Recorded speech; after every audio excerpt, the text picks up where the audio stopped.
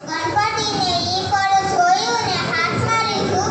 વાતમાં બે ઝઘડવા માંડ્યા ને પોતાના માતા પિતા પાસે આવ્યા ને એને બધી વાત કીધું. તેમાં નારદ મુનિ આવીને આ બધી વાત સાંભળી અને